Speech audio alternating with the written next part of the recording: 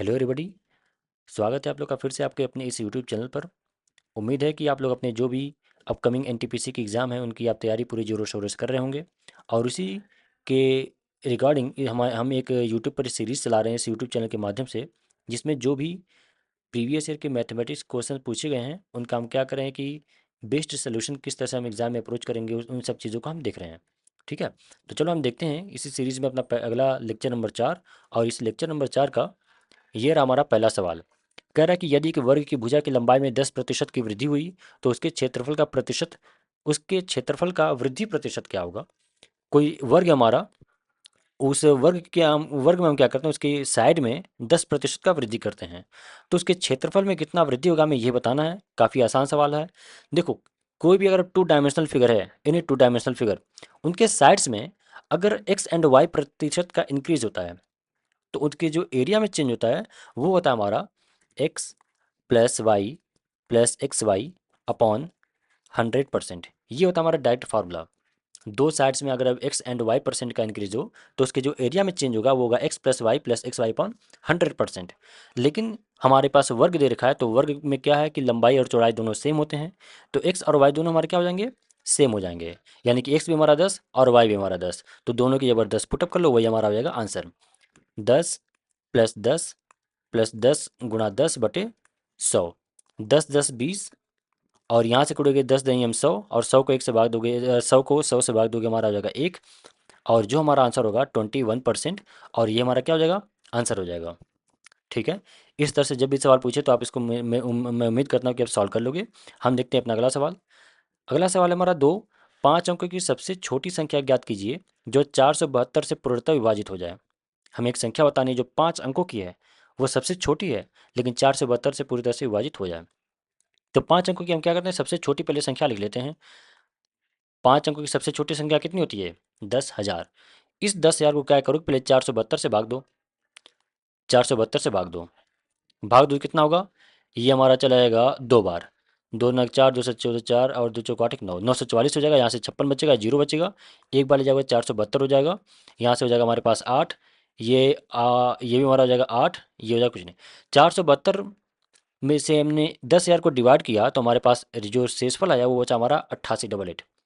इस 88 को अगर मैं 10,000 में से माइनस कर दूं तो वो हमारा जो संख्या निकल कर आएगा वो 472 से पूरी तरह से विभाजित हो जाएगा।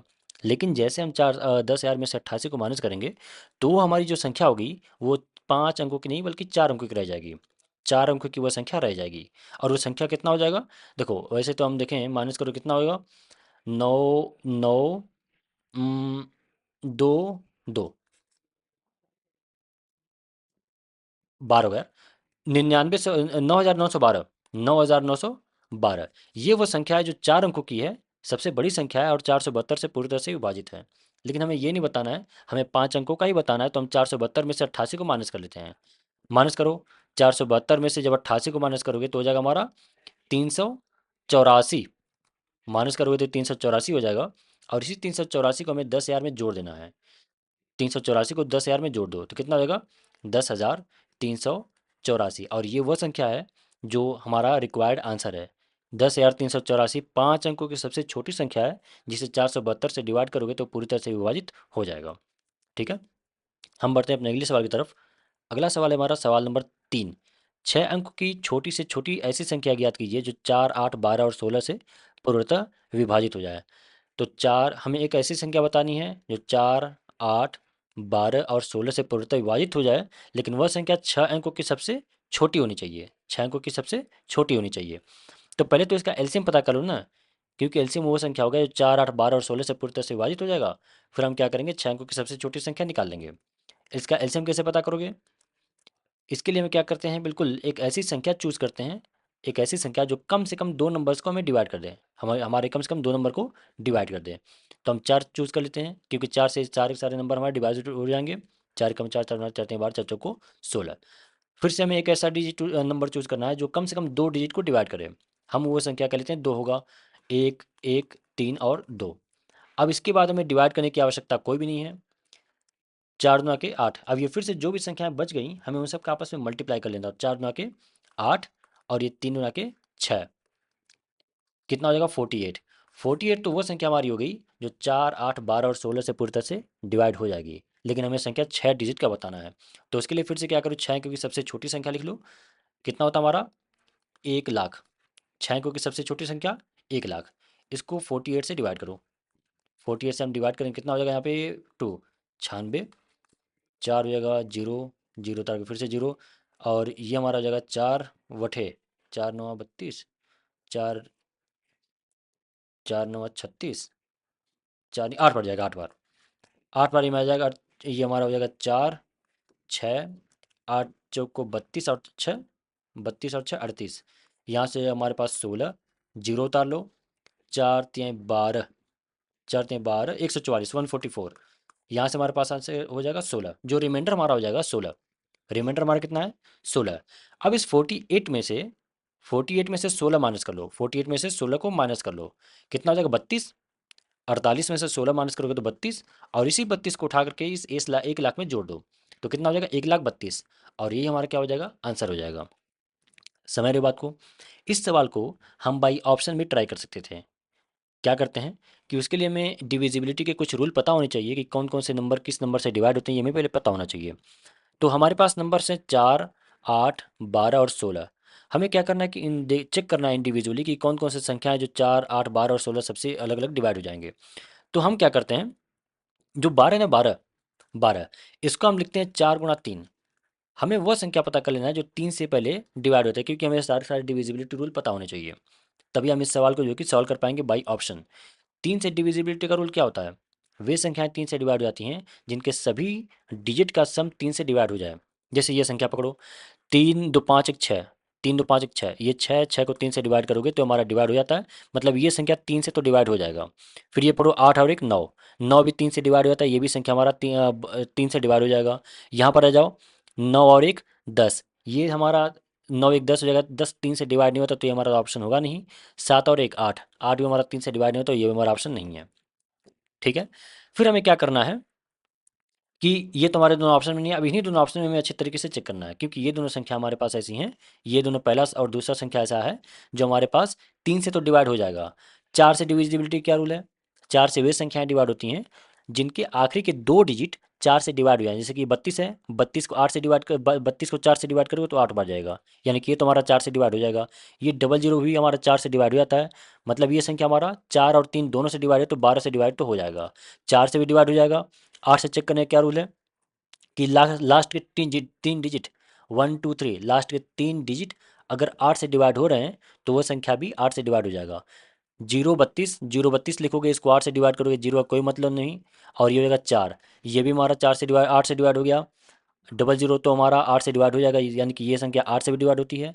16 से भी हम चेक कर लेते हैं, 16 से क्या रूल है, वो ये रूल है कि आखिरी के 4 डिजिट अगर 16 से डिवाइड हो रहे हैं तो वो संख्या भी 16 से डिवाइड हो जाएगी। 00 32, 16 दूना 32, ये भी हमारा 16 से डिवाइड हो जाएगा। 0808, ये हमारा जीरो छोड़ते हैं, 800, 16 25 80, और ये जीरो बिल्कुल, ये भी हमारा 16 से डिवाइड हो जाएगा।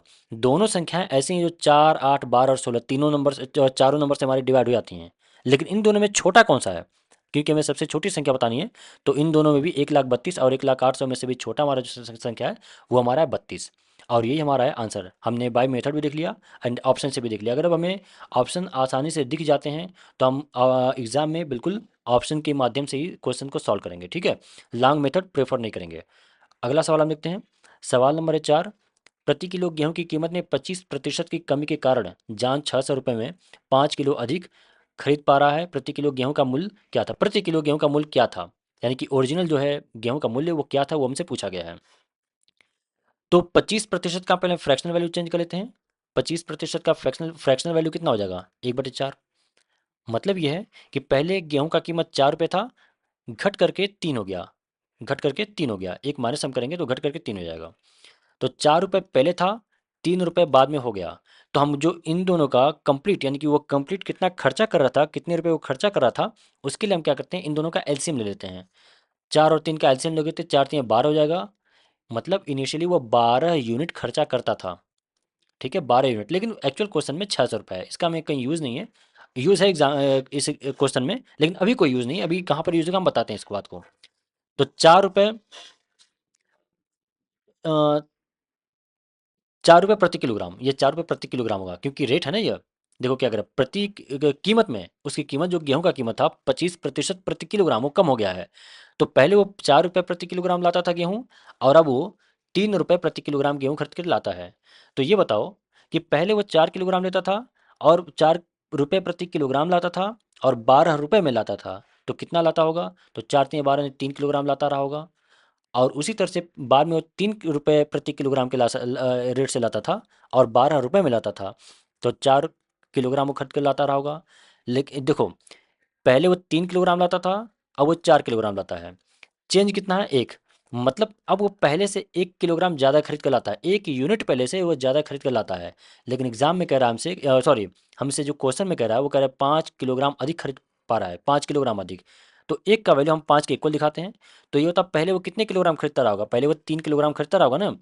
तो 3 और 3 × 5 हम कर देंगे, हो जाएगा 15। यानी पहले वो 15 किलोग्राम गेहूं खरीद कर लाया करता रहा होगा। और कितने रुपए में खरीद के लाता था? तो ₹600 में लाता था। कितने रुपए में? ₹600 में।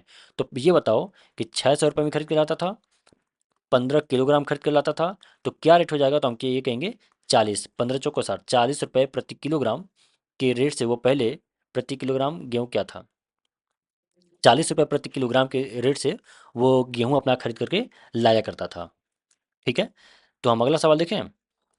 अगला सवाल हमारा है, अगर मान चलो इसमें हमें आखिरी वाला पूछता है कि ये बताओ बढ़ा हुआ रेट कितना है। तो हम 4 का वैल्यू पता कर चुके हैं, कितना? 4, 1 का 5 था, तो 4×5 = 20 हो जाएगा। और 20 से हम 600 को डिवाइड कर देंगे, तो कितना हो जाएगा? 30। यानी बाद में वो यानी कि बाद में वो जो गेहूँ खरीद के लाता है वो ₹30 प्रति किलोग्राम के रेट से वो खरीद करके लाता था। ठीक है, तो दोनों सवाल हमसे इसमें पूछे जा सकते हैं। चलो हम बढ़ते हैं अपने अगले सवाल की तरफ। अगला सवाल है हमारा सवाल number 5। Find the area of a rhombus whose side is 10 centimetre and longest diagonal is 16 centimetre. हमारे पास क्या एक रोम्बस है। रोम्बस बनाना जानते हो? रोम्बस हमारा ये है, कुछ ऐसा हमारा रोम्बस बनता है जिसमें चारों के चारों साइड, यानी कि साइड नंबर ये और चारों साइड हमारे सेम होती है। इसका हम नाम कर लेते हैं, नोमेनक्लेचर, नेमिंग कर लेते हैं, A, B, C and D। 4 vertices होंगे और 4 साइड भी हो गए। तो इसके चारों चारों साइड, रोम्बस की तो प्रॉपर्टी होती है कि चारों चारों साइडें पहले बराबर होती हैं। ठीक है, और इसके दो डायगोनल होते हैं, दो डायगोनल, पहला डायगोनल हमारे पास ये हो गया और दूसरा डायगोनल हमारे पास ये हो गया। दूसरी प्रॉपर्टी ये होती है कि इसके जो भी एंगल, यानी कि जो भी डायगोनल इंटरसेक्ट करते हैं वो सब के सब 90 डिग्री पर इंटरसेक्ट करते हैं। कितने डिग्री पर? 90 डिग्री पर इंटरसेक्ट करते हैं। तीसरी प्रॉपर्टी हमारे पास ये होती है कि ये जो एरिया, ये जो साइड है ना, ये वाला साइड, ये सॉरी, ये वाला एरिया, ये वाला एरिया, ये ये और ये चारों के चार जो एरिया हमारे पास हैं वो चारों के चार एरिया आपस में बराबर होते हैं। जो एरिया इसका होगा वही इसका होगा, वही इसका होगा और वही इसका होगा। तो इन्हीं प्रॉपर्टी का यूज़ करके हमें इस क्वेश्चन को सॉल्व करना है। तो चलो हम बताते हैं इसको कैसे सॉल्व करेंगे। पहले हम क्या करते हैं, फिर से एक डायगोनल, फिर से हम पहले रोम्बस बना लेते हैं। हमने क्या किया, यह रोम्बस बना लिया। ठीक है, और ABCD हमने करके इसका नेमिंग कर लिया, ABCD। क्या करा है, इस एक समचतुर्भुज का क्षेत्रफल ज्ञात कीजिए जिसकी भुजा 10 सेंटीमीटर हो। यानी इसका जो साइड है वो कितना है? 10 सेंटीमीटर, 10, 10 एंड 10, ये सेंटीमीटर हमारे इसके भुजा दे रखे हैं। तथा सबसे लंबा विकर्ण 16 सेंटीमीटर है। सबसे लंबा विकर्ण, विकर्ण तो हमारे पास ये दो ना, AC और BD होंगे।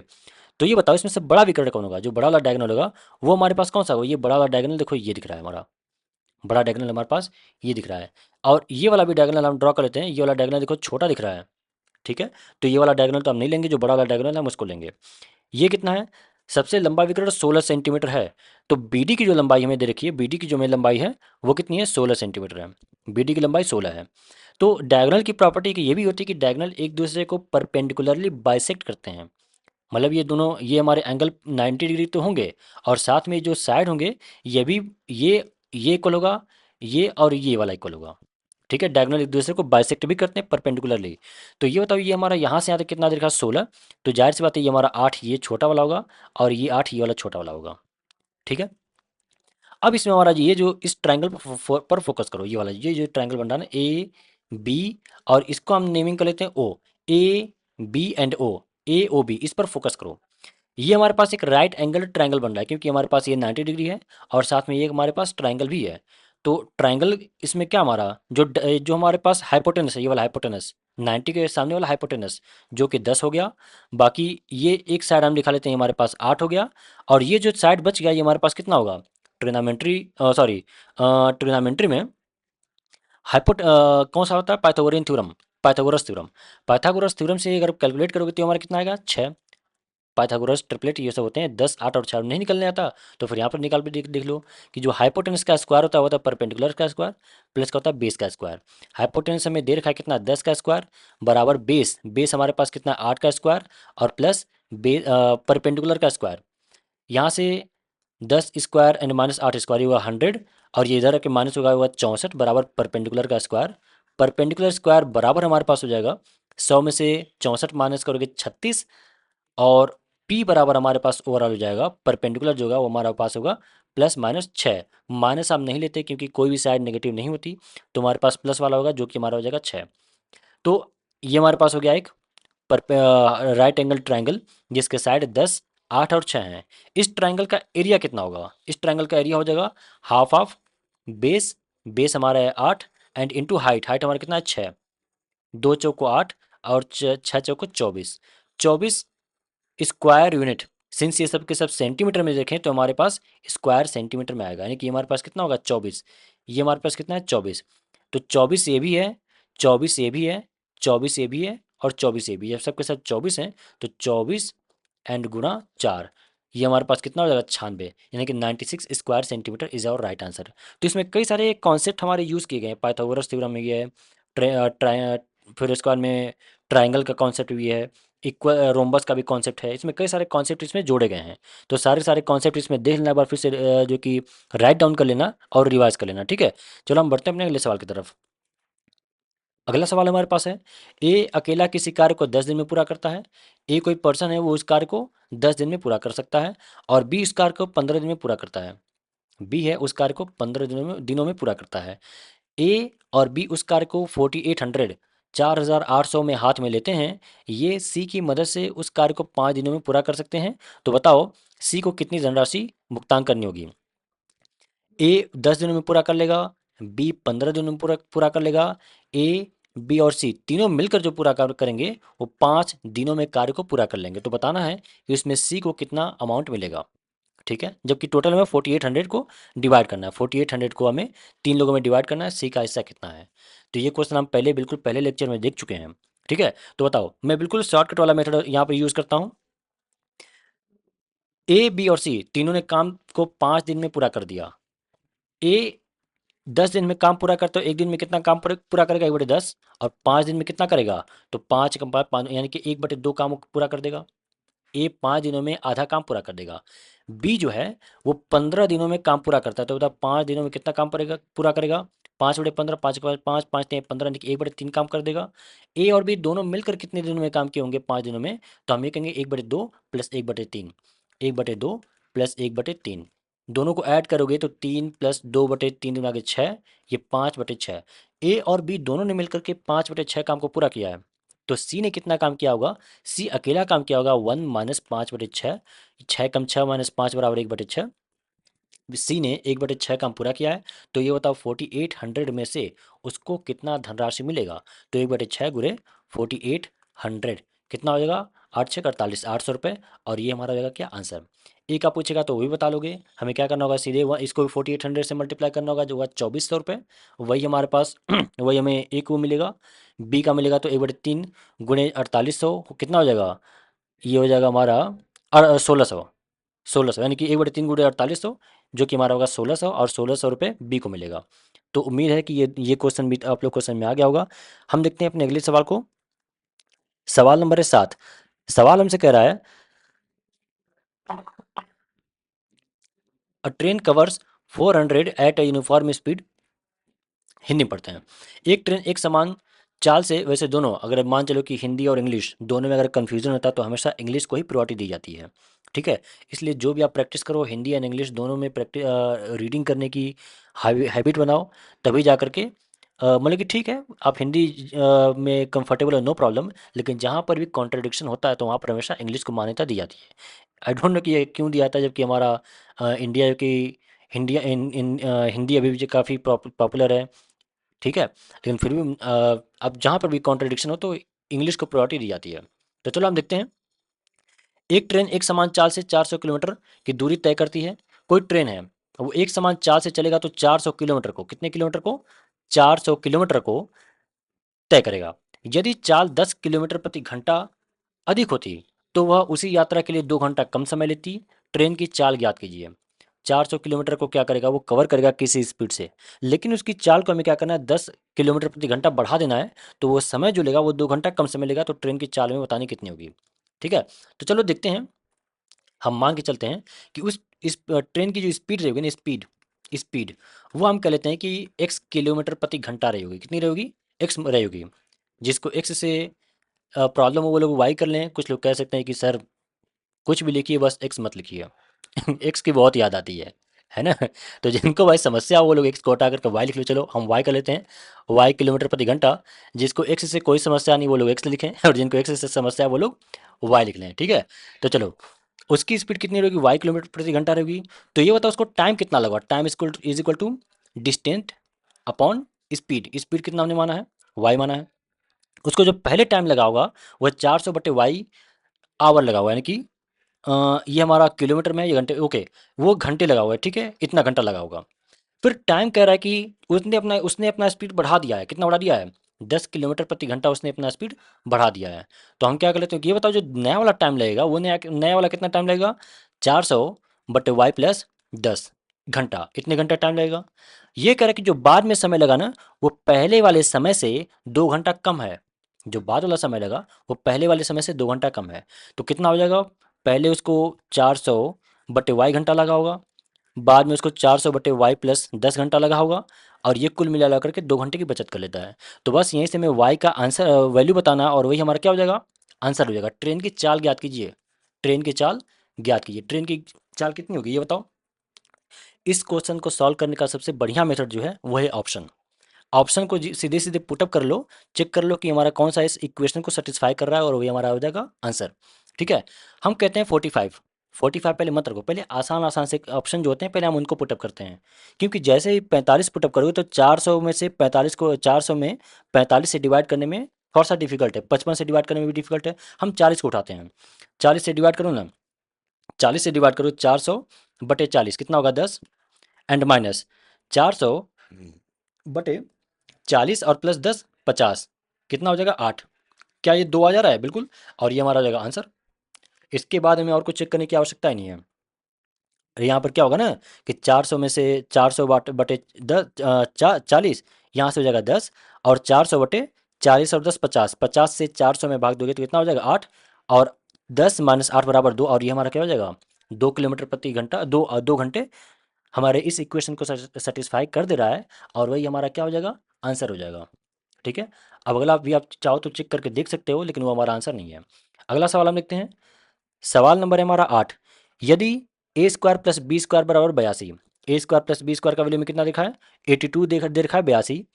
ए बी बराबर 9, find the value of a³ + b³ a³ + b³ का वैल्यू कितना होगा ये हमें बताना है। तो पहले जो पूछा गया पहले हम उसका फार्मूला लिख लेते हैं। जो पूछा गया है उसका पहले हम फार्मूला राइट डाउन करते हैं। कितना होगा, a³ + b³ बराबर a+b and into a² + b² and minus का ए बी। ये होता है a³ + b³ का फॉर्मूला। ठीक है, जो चीज़ें दे रखी हैं हम उनको पुटअप कर लेते हैं, और जो चीज़ें नहीं दे रखी हैं उनके लिए हम कोई और फार्मूला सोचते हैं। हमें ये बताना है a³ + b³ इसको हम रहने देते हैं। a+b का वैल्यू हमें पता है, कहीं से भी हमें a+b का वैल्यू नहीं पता है, इसको छोड़ दो यूं ही, a+b को यूं ही छोड़ दो। a² + b², हमें 82 दे रखा है, 82, एंड माइनस ए बी में कितना दे रखा है, 9 दे रखा है। तो a+b एंड इंटू 82 - 9, 82 में से 9 माइनस करो तो 73 हो जाएगा। 73 हमारा यहाँ पर हो गया। a³ + b³ बराबर a+b इंटू 73। a+b का वैल्यू हमें नहीं पता है, इसको हमें पता करना पड़ेगा। देखो, अब जो लोग थोड़े से प्रैक्टिस अच्छी रखते हैं उनको ये देख करके समझ में आ जाएगा कि 73 देखो यहाँ पर है, यानी कि जो ऑप्शन हमारा होगा, जो हमारा आंसर होगा वो 73 से डिवाइड हो जाएगा। क्योंकि जो भी आंसर होगा उसको 73 से a+b में मल्टीप्लाई तो करना है ना। तो ऑप्शन कौन सा है जो 73 से मल्टीप्लाई होगा, तो देखो 750, ये तो हमें दिख नहीं रहा। 700, ये हमारा 720 ये भी नहीं दिख रहा, 730 बस ये हमारा ऑप्शन ऑप्शन है, और ये हमारा बिल्कुल नहीं होगा।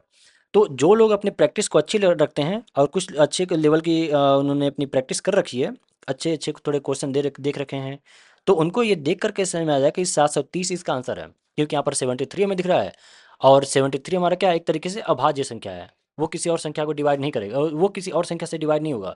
कुल मिला मिला करके हम देखें तो 73 इज आवर राइट आंसर। ठीक है। और ए प्लस बी का जो वैल्यू होगा वो हमें पता करना, अगर कोई चाहता है कि इसको बेसिक से ही देखा जाए तो वो बेसिक भी देख सकता है। अब देखो ए प्लस बी का आंसर कैसे हम पता करेंगे, उसके लिए हमारा फिर से फॉर्मूला होता है ए प्लस बी का होल स्क्वायर, क्योंकि A square plus B square दे रखा है और ए भी दे रखा है।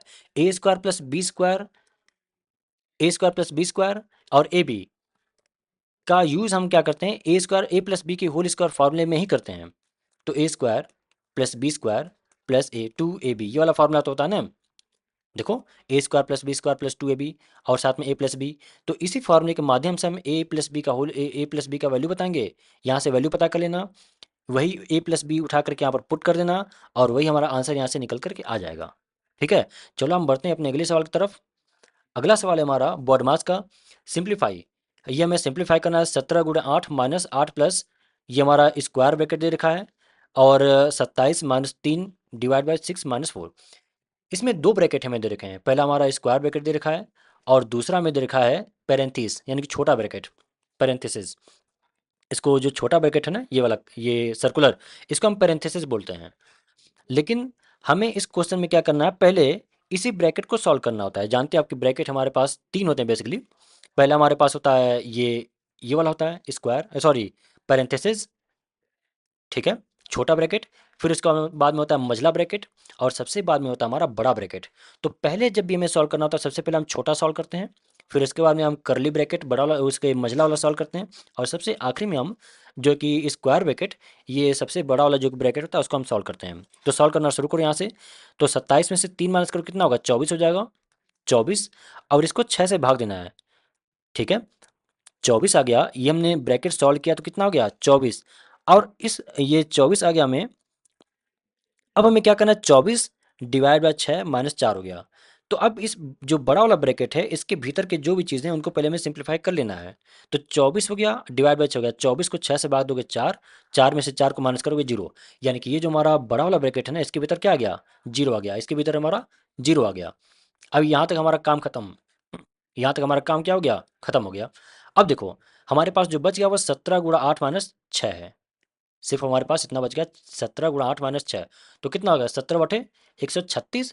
136 में से 6 माइनस करोगे 130, और ये हमारा क्या हो जाएगा, आंसर हो जाएगा।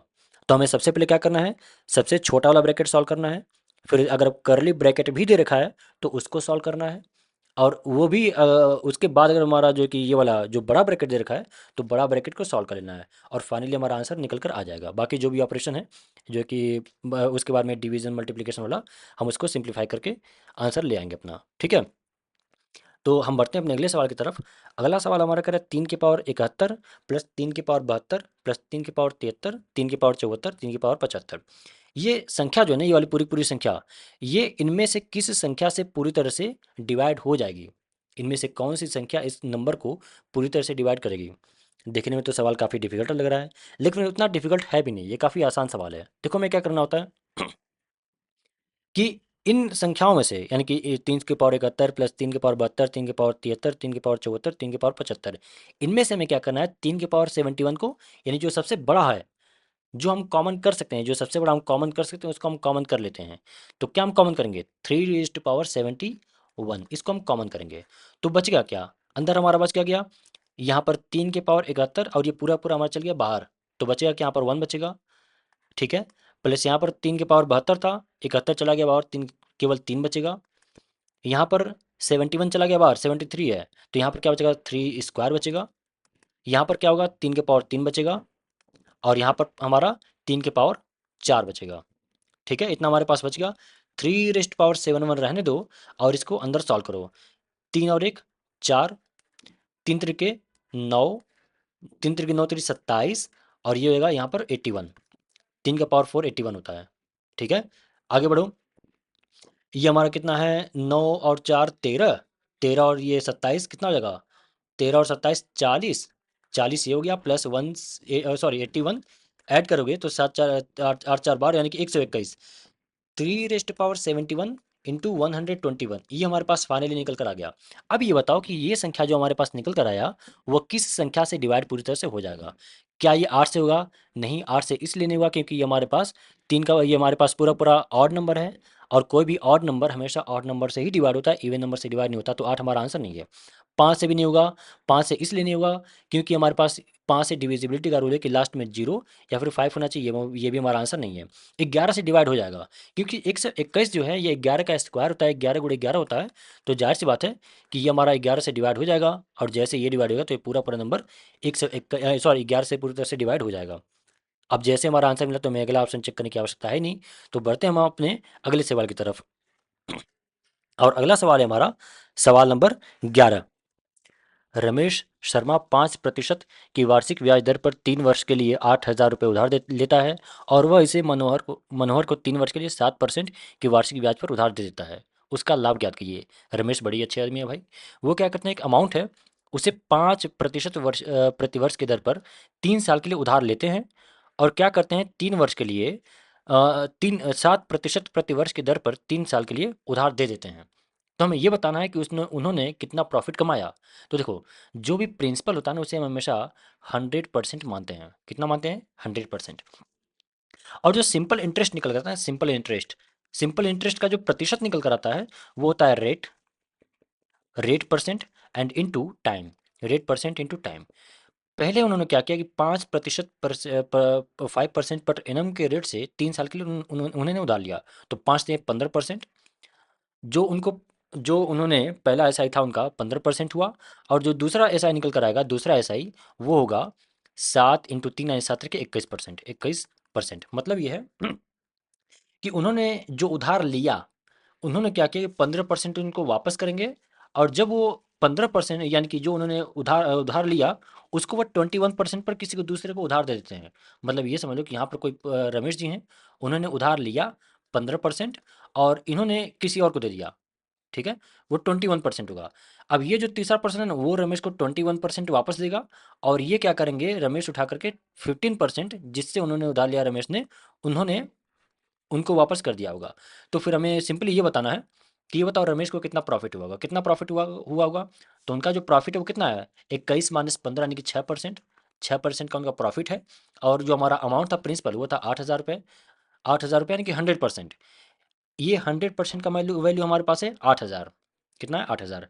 100% बराबर 8,000।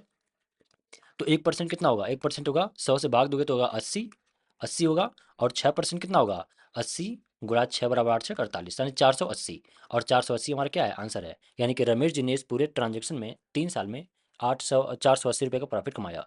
ठीक है, हम देखते हैं अपना अगला सवाल। सवाल है हमारा, बी की तुलना में ए 5 गुना बेहतर कामगार है, और इसलिए सॉरी, वह एक काम को पूरा करने में बी की तुलना में 60 दिन कम लेता है। यदि वे एक साथ मिलकर काम करते हैं तो काम कितने दिनों में पूरा कर लेंगे। ठीक है, देखो, दो पर्सन है हमारे पास, पहले पहले आदमी है महानुभाव ए, और दूसरे हैं बी। ए और बी दो लोग हैं। इनकी एफिशिएंसी जो दे रखी है, एफिशिएंसी क्षमता, कह रहा है कि बी की तुलना में ए 5 गुना बेहतर कारगर है। अगर बी का अगर क्षमता 1 है तो ए का क्षमता कितना है? 5। अगर बी का क्षमता कैपेसिटी ए है, एफिशिएंसी, तो बी की कैपेसिटी कैपेसिटी अगर ए है तो ए की कितनी है? 5 है। फिर हमसे कह रहा है कि ये बताओ एफिशिएंसी की 5 है, 5:1 है, तो इनके डेज का रेशियो कितना होता है? डेज का रेशियो, जो डेज का रेशियो होता है, याद रख लो कि एफिशिएंसी के रेशियो का जस्ट इनवर्स होता है, यानी कि इसका जो डेज का रेशियो होगा वो 1:5 होगा। ठीक है, कह रहा है कि वह एक काम को पूरा करने में बी की तुलना में 60 दिन कम समय लेता है। यानी जो ए है, ए वो किसी काम को पूरा करने में बी से 60 दिन कम समय लेता है। तो ये बता एक्चुअली यहाँ पर रेशियो में कितना कम समय ले रहा है, तो रेशियो में 4 ले रहा है, और यही 4 एक्चुअली 60 के बराबर है। ठीक है, यही 4 जो है वो 60 के बराबर, 4 यूनिट 60 यूनिट के 60 के बराबर, 60 दिन के बराबर है, 60 दिन के बराबर है। तो एक कितने के बराबर होगा? कितना होगा? यहाँ से 15 डेज डिवाइड करोगे 60 को 4 से डिवाइड करोगे तो होगा 15 दिन। मतलब एक का 1 यूनिट का मतलब है 15। तो ये बताओ ए ने कितने दिनों में काम पूरा किया होगा, तो 15 दिन।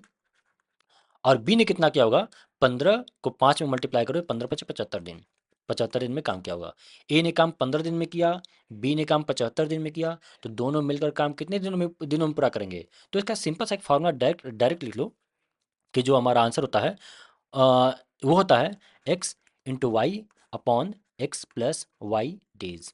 X plus y into x plus y days, मतलब एक्स ने काम जो है कि 15 दिन में किया है ए ने, बी ने 75 दिन में किया है, तो दोनों मिल जाए तो काम कितने दिन में होगा, 15 गुणा 75 बटे 15 प्लस 75।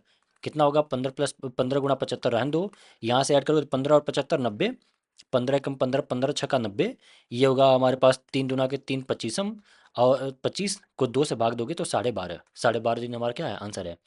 तो बस यानी कि ए और बी दोनों लोग मिल जाएंगे तो काम 12.5 दिन में निपट जाएगा। ठीक है, अगला सवाल हम देखते हैं। सवाल नंबर 13, बाएं बिंदु पी से स्पर्श रेखा पी ए और पी बी केंद्र ओ वाले वृत्त पर खींची जाती है।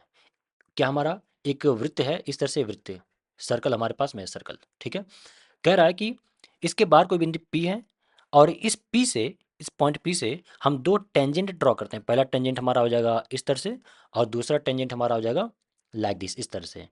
ये हमारे पास पी है, यहाँ से पी ए होगा, और पी बी, हमने दो टेंजेंट ड्रॉ कर रखे हैं। ठीक है, केंद्र ओ वाले वृत्त पर खींची जाती है, यानी कि इसका जो केंद्र हमारा सेंटर दे रखा है वो हमारे पास ओ दे रखा है। ठीक है, यदि पी ए बी बराबर 55 डिग्री, पी ए बी मतलब पी ए बी, यानी कि यहाँ से हमने एक लाइन ड्रॉ किया है लाइक दिस, यानी कि जो टचिंग पॉइंट है यहाँ पर ये सर्कल को टच करता है, वहाँ से हमने इस तरह से ड्रॉ किया है। और ये जो हमारा एंगल बन रहा है पी ए बी, ये वाला ये एंगल, ये 55 डिग्री का बन रहा है। तो क्या बताना हमें, तो मैं ए ओ बी बताना कितना का, ए ओ बी, सॉरी ए ओ बी, ए यहाँ से ए ओ बी हमें ये बताना है कितना होगा। ठीक है, ए ओ बी ये एंगल हमें बताना है कितना होगा। तो इसका डायरेक्ट शॉर्टकट याद कर लो, बिल्कुल डायरेक्ट शॉर्टकट कैसे होगा, कि ये एंगल जितना होगा ना, पहली बात तो ये होगा कि ये एंगल जितना होगा उसी का ठीक दोगुना ये वाला एंगल होता है, उसी का ठीक दोगुना ये वाला एंगल होता है। ये बताइए 55 है तो ये कितना होगा 110, और ये हमारा क्या है, आंसर है। ये एंगल जितना होगा उसी का ठीक दोगुना वाला ये वाला होगा। अगर आप कैसे, अगर मान चलो कि इसका डिटेल लिखना चाहते हो तो वो भी लिख लो। कैसे करोगे, ये बताओ, ये 55 है तो ये कितना होगा, ये भी 55 होगा। क्यों, क्योंकि ये पी ए, यार ये पी ए और ये पी बी दोनों क्या है, हमारे बराबर हैं। क्योंकि एक किसी भी सर्कल पर किसी भी बाहर के पॉइंट से हम टेंजेंट ड्रॉ करते हैं तो दोनों हमारे क्या होते हैं, टेंजेंट के लेंथ इक्वल होता है। यानी पी ए और पी बी ये दोनों क्या है, लेंथ बराबर होंगे। और ये हमें हमारे जो ट्राइंगल बन रहा है, ये पी पी ए बी, ये जो हमारे पास ट्राइंगल बन रहा है ना पी ए बी, ये वाला ट्राइंगल देखो, ये वाला ट्राइंगल, ये हमारा क्या आइसोसेलेस ट्राइंगल है, समद्विबाहु त्रिभुज। और उसमें क्या होते हैं कि हमारे आमने सामने के जो एंगल होते हैं, आमने सामने के साइड वाले के जो आमने वाले से एंगल एंगल होते हैं, वो एंगल क्या होते हैं, इक्वल होते हैं। तो 55 ये होगा तो 55 ये भी होगा, ये 55 55, तो दोनों कितने हो जाएंगे 110। और ये वाला जो एंगल होगा कितना होगा, 180 माइनस 110, यानी कितना हो जाएगा, 180 में से 110 माइनस करोगे 70, कितना हो गया 70। और फिर से अब इस वाले क्या बोलो कि चतुर्भुज पर फोकस करो। ये जो चतुर्भुज बन रहा है, ये वाला चतुर्भुज, ये वाला देखो, ये जो चतुर्भुज बन रहा है ना, ये वाला, ये चतुर्भुज पी ए ओ बी, इसमें ये वाला एंगल कितना दे रखा है, ये वाला एंगल हमारा 70 है। तो ये वाला जो एंगल होगा ना हमारा, ये वाला एंगल ये होगा 110, 180 माइनस 70। क्योंकि ये जो हमारा एंगल बन रहा है, ये जो हमारा बेसिकली ट्राइंगल, ये जो हमारा सॉरी चतुर्भुज जो बन रहा है, ये चतुर्भुज, इसमें ये वाला एंगल, ये पूरा पूरा ये वाला एंगल और ये वाला एंगल 90 90 डिग्री के होंगे। कितने डिग्री के होंगे, 90 90 डिग्री। ये 90 90 हो गए, और इन दोनों का ये दोनों 180 हो गए, दोनों का सम 90 90 180। तो इन दोनों का सम भी हमारे पास 180 होगा, जिसमें से ये 70 हो गया और हमारे पास ये 110 हो गया। ठीक है, किसी भी चतुर्भुज में सभी एंगल का जो सम होता है वो 360 डिग्री होता है। इस वाले फार्मूले से देखो, n-2 इंटू 180 डिग्री, इस वाले फार्मूले से देखोगे तो किसी भी चतुर्भुज के सभी एंगल का सम हमारे पास 360 होता है, जिसमें ये दोनों मिलाकर 180 हो चुके हैं, तो इन दोनों का सम भी 180 होगा।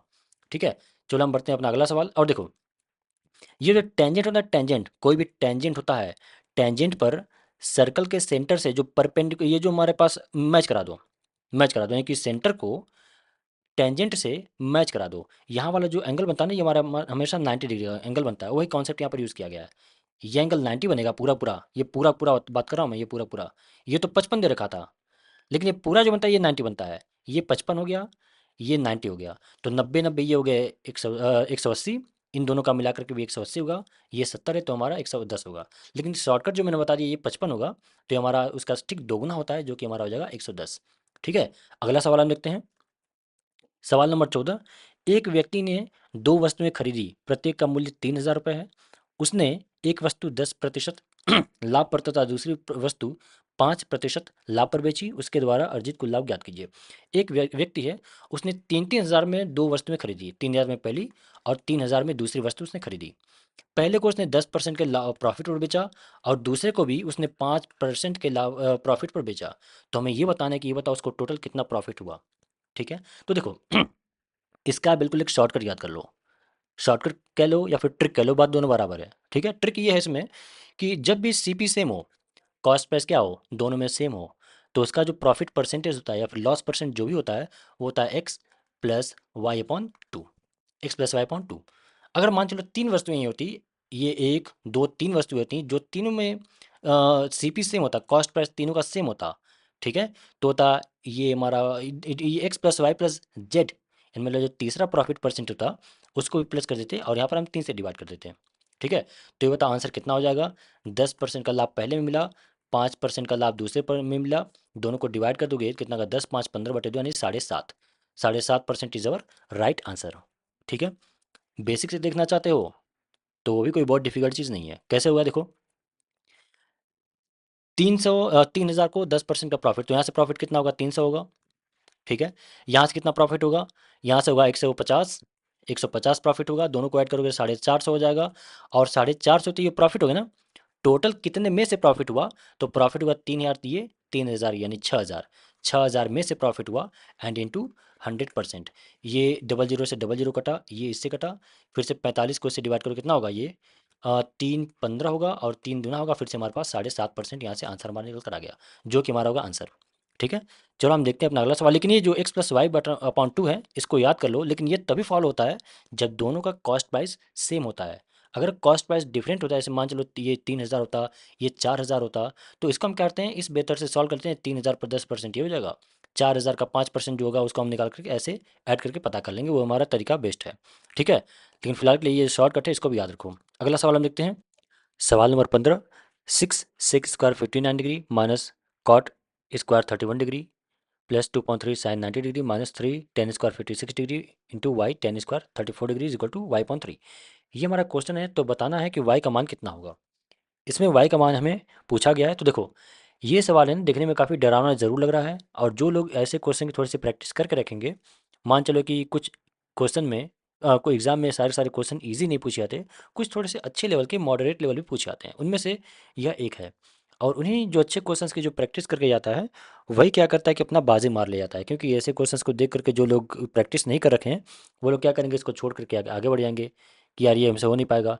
लेकिन जिन लोगों ने ऐसे क्वेश्चंस को देखा है, वो लोग क्या करेंगे, इस क्वेश्चन को सॉल्व कर ले जाएंगे। तो देखो कैसे सॉल्व करेंगे, क्या दे रखा हमें, 6 tan square 59 degree minus cot square 31 degree, इसी में एक आइडेंटिटी बनाना होगा। आइडेंटिटी यहाँ पर कुछ होते हैं, मैं लिख देता हूँ। ठीक है, पहला होता है हमारा साइन स्क्वायर थीटा प्लस का cot square theta is equal to 1। दूसरा हमारे पास होता है sec square theta minus tan square theta is equal to 1। And तीसरा हमारे पास होता है cosec square theta, cosec square theta minus cot square theta is equal to 1। ये हमारे पास तीन आइडेंटिटीज बेसिकली होती हैं, जो हमें यहाँ पर यूज़ करना है। इसमें से हमारा ये वाला यूज़ होगा।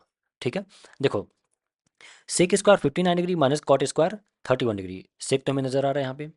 ठीक है, अगर इस कॉट को एनी हाउ हम 10 में चेंज कर दें, तो क्या हमारा आंसर यहाँ पर पता कर सकते हैं हम यहाँ पे। कॉट स्क्वायर 31 डिग्री है, कॉट अब जानते हैं कॉट को 10 में हम कैसे चेंज करते हैं, तो cot 90 minus theta is equal to tan theta. देखो यहाँ पर cot 90 minus theta is equal to tan theta, आप जानते हो टेन थीटा ये आप जानते हो। ठीक है, तो कॉट को हम लिखेंगे कॉट, ये 90 माइनस ये 31 है ना, तो हम क्या लिख सकते हैं, cot 90 minus 59, 90 minus 59, cot 90 minus 59 is equal to cot 31। ये कॉट 31 को चेंज किया गया है, इज इक्वल टू होता है टेन थीटा। थीटा के ऊपर हमारा क्या है 59, यानी टेन 59। ठीक है। तो यहाँ पर हमारे पास sec square 59 minus cot square 59, तो sec square theta minus tan square theta is equal to 1। ये हमारे पास कितना हो गया, ये पूरा पूरा यहाँ से यहाँ तक मिलाकर हमारे पास 1 हो जाएगा। और ये 6 से मल्टीप्लाई है, तो 6 का 1 में मल्टीप्लाई करो तो कितना होगा 6। मैं यहाँ पर 6 यहाँ पर लिख लेता हूँ। ठीक है, फिर प्लस में हम आ गए, 2/3 हम रहने देते हैं इंटू, ये साइन 90 है, साइन 90 का वैल्यू कितना होता है 1, sine 90 is equal to 1 into 1 हमने कर लिया, फिर माइनस 3। अब यहाँ पर देखो, यहाँ पर हमारे पास y बीच में लटका हुआ है, इस y को मैं बाहर ले आता हूँ पहले, क्योंकि y का बीच में कोई काम नहीं है। ठीक है, तो देखो ten square 56 degree into ten square 34 degree, अगर मैं इनमें से किसी को भी टेन को अगर कॉट में चेंज कर लूँ तो इसका भी वैल्यू 1 हो जाएगा। कैसे, क्योंकि टेन देखो फिर से यहाँ पर cot 90 minus theta is equal to tan theta, लेकिन कॉट तो यहाँ पर है नहीं। उसी तरह से हमारा एक और होता है tan 90 minus theta is equal to cot, ये भी तो होता है ना कि टेन 90 डिग्री माइनस ये 34 को हम लिखेंगे, 34 को हम लिख सकते हैं टेन स्क्वायर, 34 को हम लिखेंगे 90 माइनस 56, 34 को जब 90 में से 56 को हटाओगे तो 34 आएगा। तो tan 34 is equal to tan 90 minus 56 and is equal to tan 90 minus theta is equal to cot theta, यानी कॉट 56 डिग्री, है ना। तो यहाँ से हम इसको लिखेंगे tan square 56 into cot square 56, cot square 56, tan square 56 into cot square 56। अब जो कॉट आएगा ना कॉट, देखो 3 tan square 56 degree into cot square 56 degree, and ये जो कॉट है इसको हम टेन में चेंज कर पाते हैं, क्योंकि tan theta is equal to होता है 1 upon cot theta and cot theta is equal to 1 upon tan theta.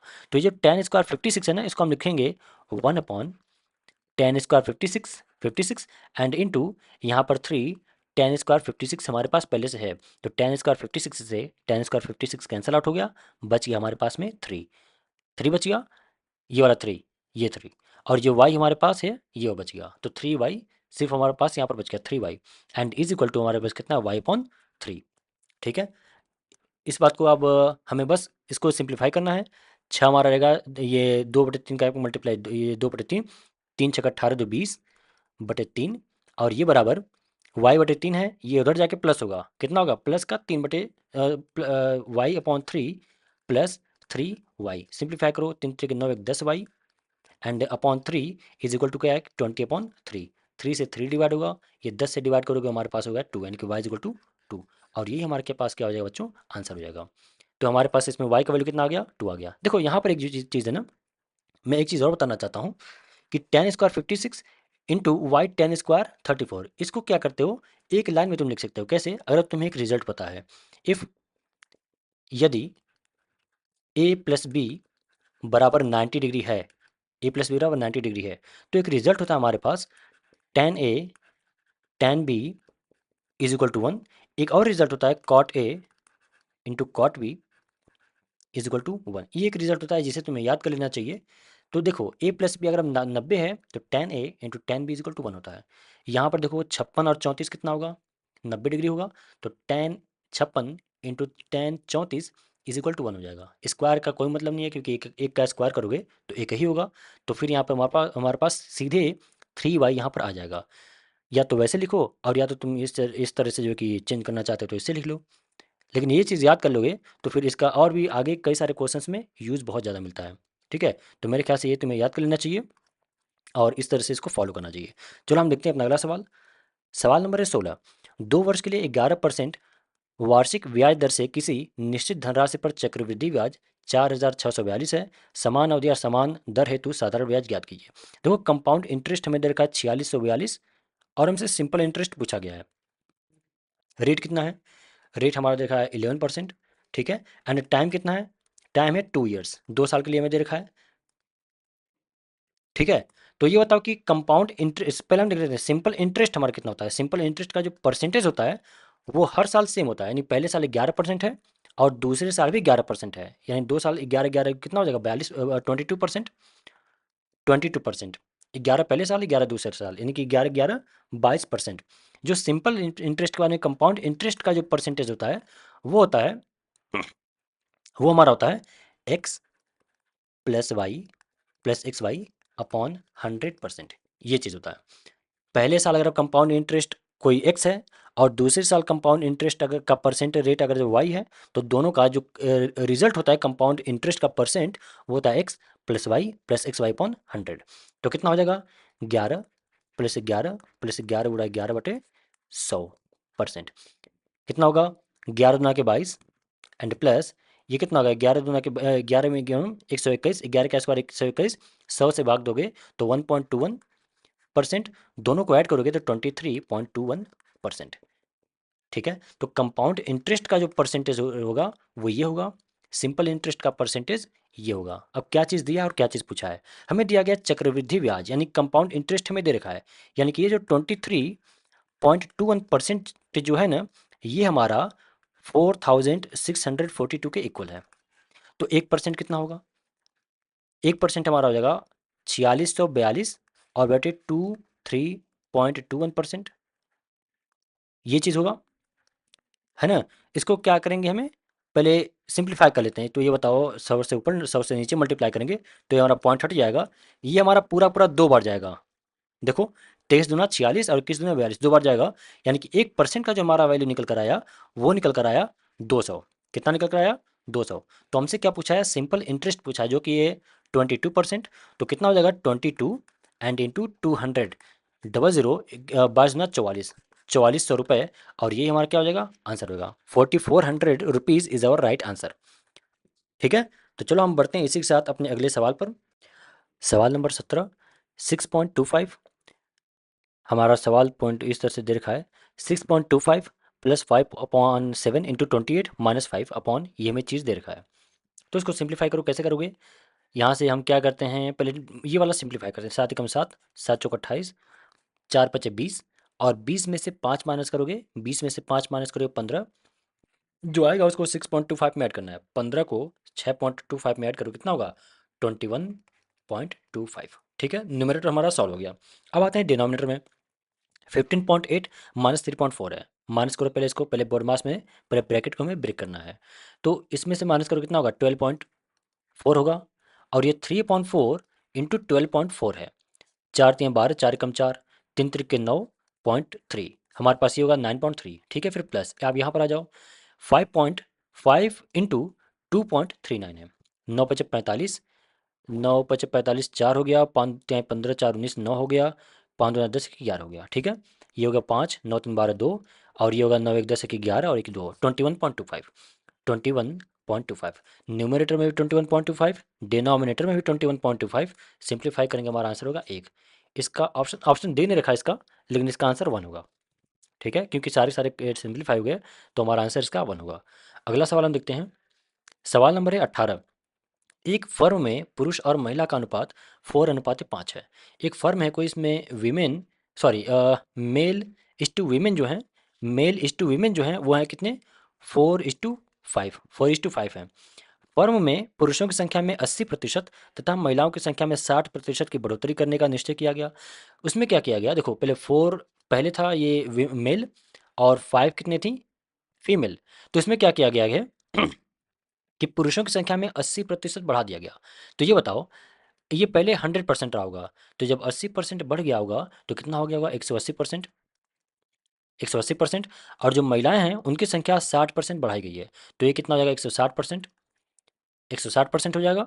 फिर कह रहा है कि आप फर्म में पुरुष और महिला सदस्यों का नया अनुपात क्या होगा, इनका भी अनुपात ही पूछा है। तो देखो, रेशियो से रेशियो गया, ये 0 से 0 गया, 4 × 4 4 चौको 16, ये 2 होगा, ये 9 होगा, यहाँ पर कितना बचा 9, और यहाँ पर कितना 5 दूना 10, यानी 5:10, और इन सॉरी 9:10, और ये हमारा क्या हो जाएगा, आंसर हो जाएगा 9:10 इज द राइट आंसर। हम देखते हैं अपना अगला सवाल। सवाल नंबर है 19। एक चुनाव में दो प्रत्याशियों को प्राप्त मतों का अनुपात 2:9 है। कोई चुनाव, इसमें दो प्रत्याशी हैं जिनको वोट मिला है, वो 2:9 में उनको वोट मिला है। यदि जीते हुए प्रत्याशी को 9,84,321 वोट प्राप्त हुए, जो प्रत्याशी जीता उसको 9,84,321 वोट मिले हैं, तो बताओ कि डाली गई कुल वोटों की संख्या ज्ञात कीजिए। तो इसमें बताओ जीता कौन है, 2 वाला है फिर 9 वाला, हम कहेंगे कि 9 वाला जीता है। और इसी 9 का वैल्यू कितना दे रखा हमें, 9,84,321, 9,84,321 हमें दे रखा है जो जीता उसको। तो ये बताओ कि एक यूनिट का वैल्यू कितना होगा, 9,84,321 और बटे 9, ये एक यूनिट का वैल्यू होगा, है ना। तो बोला हमसे कि यदि डाली गई कुल वोटों की संख्या ज्ञात कीजिए, कुल कितने वोट पड़े होंगे, जो हारा है प्लस जो जीता, यानी कि 11 यूनिट, 9 2 11, यानी कि टोटल इंटू 11। जो मतलब कि कोवल कुल जो वोट पड़े होंगे, देखो यहाँ से मैं फिर से राइट करता हूँ, एक सेकेंड। एक का जो वैल्यू होगा वो 98, 9,84,321 है। तो ये बताओ कुल वोट कितने पड़े, 11 यूनिट, और 11 यूनिट का वैल्यू कितना होगा, 9,84,321 बटे 9 × 11, कुल इतने वोट हमें पड़े होंगे। तो बस इसी को हमें सिंप्लीफाई करना है, और जो आंसर होगा वही हमें बता देना है। यहाँ पर कहीं पर कोई पॉइंट वॉइंट नहीं होगा, क्योंकि जो वोट पड़ेगा वो टोटल टोटल एक इंटीजर में पड़ेगा, तो उसमें पॉइंट में आने कोई सवाल ही नहीं है, यानी कि 9 से पूरी पूरी संख्या डिवाइड हो जाएगी, इसको डिवाइड कर लेना और 11 से मल्टीप्लाई कर लेना, जो निकल कर आएगा वही हमारा आंसर होगा। तो इसको खुद से सिंप्लीफाई करना और बताना कि आंसर कितना आ रहा है, ठीक है। कुछ काम खुद से भी करो, सारा का सारा काम सर जी ही नहीं करेंगे, क्योंकि एग्जाम में तुमको पार्टिसिपेट करना है, सर जी को पार्टिसिपेट नहीं करना है, ठीक है। तो चलो हम देखते हैं अपना अगला सवाल। सवाल नंबर है 20। क्या कर रहा है कि A B and C are different cities. A B और सी क्या है, तीन शहर हैं, अलग अलग शहर हैं, जिसमें से ए क्या है, ये डार्क वाला जो है ना, बिल्कुल काला वाला, यह ए है। यहाँ पर भी ए है, यहाँ पर भी ए है, यानी कि जितने भी काले वाले हैं वो सब ए हैं। जो सफ़ेद वाला बी है, यानी कि ये हो गया, ये और ये जो सफ़ेद वाले बी हैं। जो ग्रे वाले हैं वो सब सी हैं, ये और ये जितने भी ग्रे वाले हैं वो सी हैं। ये डिफरेंट ईयर्स में, यानी कि 2000 सन 2000 में ए बी सी में इस तरह से जो कि एक्सीडेंट हुआ, 2005 में ABC इस तरह से एक्सीडेंट हुआ, 2010 में यहाँ पर इतना, 2015 में इतना एक्सीडेंट हुआ। तो क्या पूछ रहा हमसे कि किस शहर में औसतन सबसे अधिक संख्या में दुर्घटनाएं हुई। ये पूरा पूरा पढ़ लेना। क्या लिखा गया, आंकड़े यहाँ दुर्घटनाओं की संख्या जो संबंधित वर्ष 2000, 2005, 2010, 2015 में दी गई है, वही चीज़ जो मैंने अभी बताया। फिर क्या करा कि किस शहर में औसतन सबसे अधिक संख्या में दुर्घटनाएं होती हैं, किस शहर में सबसे ज़्यादा दुर्घटना है, उसके लिए हमें क्या करना होगा, सभी को सभी पहले ऐड करना पड़ेगा। ए हो गया, बी, ए वाले जितने हुए हैं उनको पहले हमें ऐड करना है, फिर बी वाले को ऐड करना है, फिर सी वाले को ऐड करना है। तो ए वाला ऐड करो, यहाँ पर कितना है, ए वाला कितना है 400, यहाँ पर 600, 6 4 1000, 1000 और 500 1500, 1500 अभी तक यहाँ पर हुआ, और फिर प्लस ये कितना है 500 और 600 इसके बीच में है, 500 600 के बीच में है, यानी कि 550 है। 500 और 600 के बीच में कितना होगा, 550, 550 ऐड करोगे तो 2050 होगा, यानी कि ए के कितने हो गए 2050, ये ए वाले हो गए। बी वाले जोड़ो कितने होंगे, बी वाले हम देखते हैं ये 600 है, ये बीच वाला है, एक सेकेंड हम फिर ये भी देखते हैं, और ये देखो परफेक्ट में है, ये कितना है 300, ये होगा 600 और ये 300, यानी कि 900, 900 ये हो गया। और फिर प्लस में यहाँ पर बीच वाले में है, तो बीच वाले देख लेते हैं हम, ये कितना है 550, और ये कितना है 350, 5 3 8 900, 900 यानी कि 1800। बी वाले कितने हो गए 1800। अच्छा सी वाले कितने होंगे, हम ऐड करते हैं, ये कितना बीच में है, इसको रुको, ये भी बीच में, इसको भी रुको, ये भी बीच में, ये भी सब के सब बीच में, देखो 450 और ये 550, 5 4 9 यानी कि 1000, 1000 यहाँ पर होगा। और फिर प्लस यहाँ पर देखो 650 और 6 4 10, एक 11, 1100, 1100 कितना होगा, 00 12 यानी कि 2100। ए में जो टोटल एक्सीडेंट हुए हैं वो 2050, बी में 1800 और सी में 2100। तो ये बताओ कि सबसे ज़्यादा किस शहर में औसतन सबसे अधिक संख्या में दुर्घटनाएं हुई हैं, तो किस में सबसे ज़्यादा हुई है दुर्घटना, सी में, और सी इज़ द राइट आंसर। समझ गए। तो ये था हमारा आखिरी सवाल, और इसी के साथ हम समाप्त करते हैं अपने इस लेक्चर नंबर 4 को, ठीक है। उम्मीद है इसमें जो भी चीज़ें बताई गई होंगी वो चीज़ें आप लोग को समझ में आई होंगी। तो इसी तरह से हमारे आप लेक्चर को देखते रहें, और अपने जो भी एग्ज़ाम है उसको बूस्ट करते रहें, एग्ज़ाम का प्रिपरेशन जो है उसको आप बूस्ट कर देना, ठीक है। हम देखते हैं अपना अगला लेक्चर, लेक्चर नंबर 5, वो भी आपको 2 से 3 दिन या फिर मैक्सिमम जो है कि 2 दिन में मिल ही जाएगा, ठीक है, क्योंकि कंटेंट तैयार करने में भी थोड़ा सा टाइम लगता है। तो मैं उम्मीद यही करूँगा, कोशिश यही करूँगा अपनी तरफ से कि मैक्सिमम 2 दिनों में हम लेक्चर अपलोड कर सकें, ठीक है। तो चलो हम फिनिश करते हैं। Have a great day head, thank you for watching, have a great day, thank you.